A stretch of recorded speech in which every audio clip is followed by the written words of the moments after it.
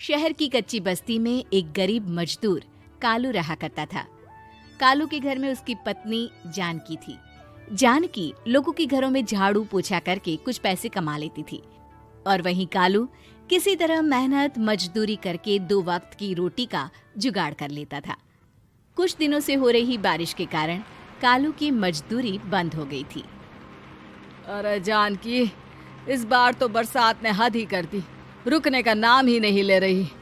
कुछ समझ में नहीं आ रहा, अगर इसी तरह काम पर नहीं गया तो 2 वक्त की रोटी का जुगाड़ कैसे होगा। अरे तुम चिंता क्यों करते हो, बारिश का क्या है, 1 आध दिन में रुक जाएगी और उसके बाद में फिर से काम शुरू हो जाएगा। अरे 3 दिन तो हो गए, बरसात तो रुक ही नहीं रही है और आगे भी रुकने के कोई आसार नहीं दिख रहे। तो क्या हुआ, तुम्हारा काम बंद हुआ है ना। मैं तो अभी भी लोगों के घर झाड़ू पोछा करने जाती ही हूँ। मेरे पगार से कुछ दिन तो निकल ही जाएंगे। अरे घर का खर्चा तो हम किसी तरह चला लेंगे जानकी, लेकिन ये जो छत टपक रही है इसका क्या करेंगे। ये बात तो आपकी सही है।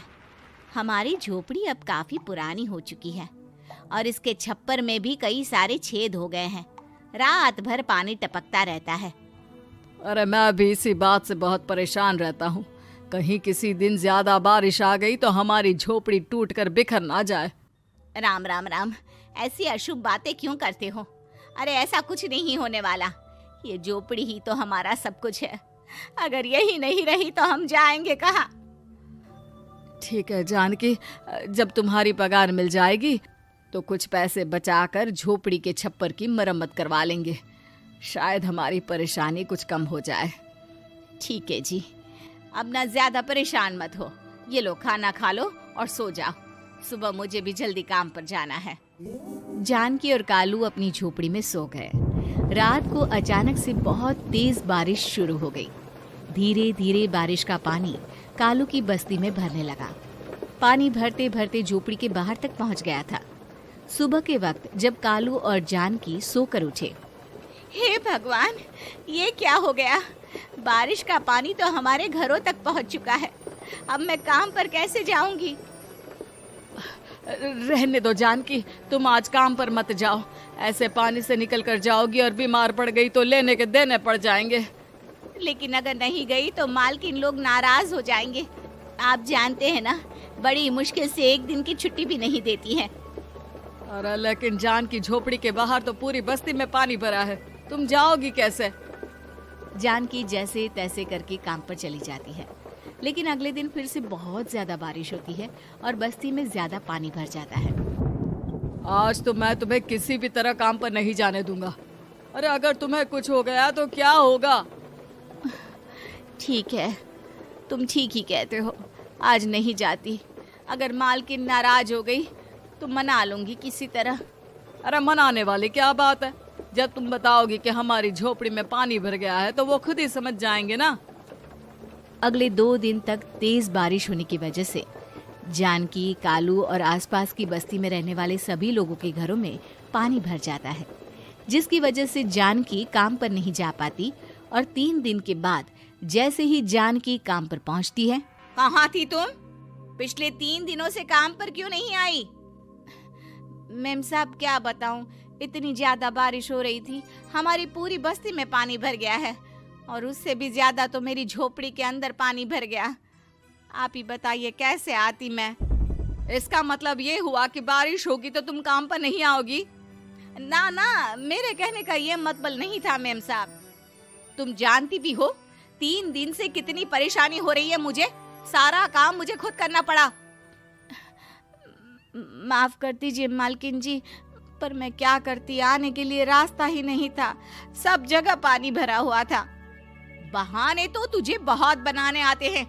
जानकी देख, अगर अगली बार ऐसा किया ना तो फिर काम से हमेशा के लिए छुट्टी। अरे ना ना मालकिन, ऐसा मत कीजिए। बारिश की वजह से मेरे पति की मजदूरी भी छूट गई है।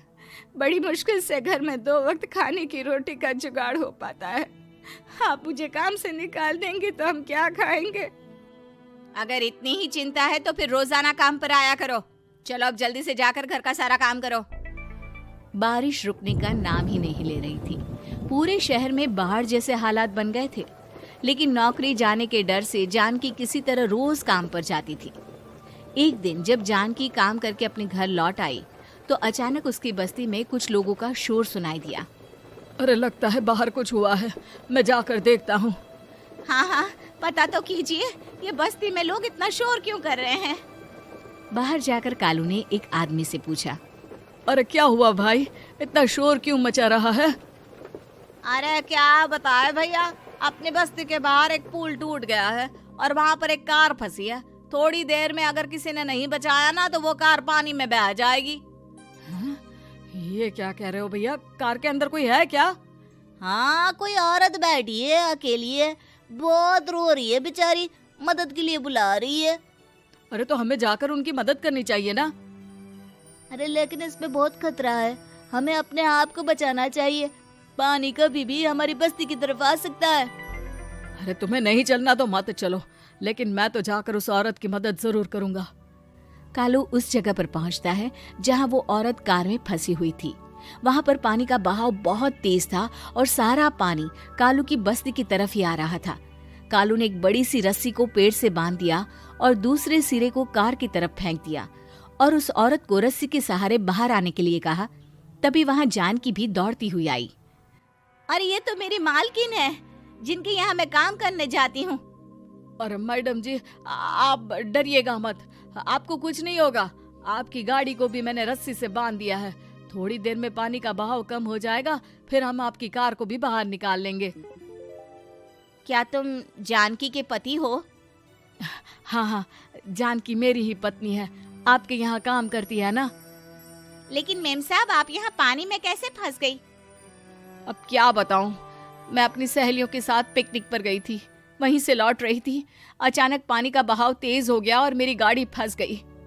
अरे कोई बात नहीं मालकिन, अब ना आप बिल्कुल सुरक्षित हैं। मैं तो बहुत बुरी तरह डर गई थी, कब से मदद के लिए चिल्ला रही थी, लेकिन कोई मेरी मदद के लिए नहीं आया। भला हो तुम्हारा पति का जिसने मेरी जान बचा ली। लेकिन जानकी, मैंने तुम्हारे साथ बहुत गलत व्यवहार किया। इतने खराब मौसम और बाढ़ में भी तुम्हें काम पर आने के लिए कहा, नौकरी से निकालने की धमकी भी दी, और तुमने मेरी जान बचाई।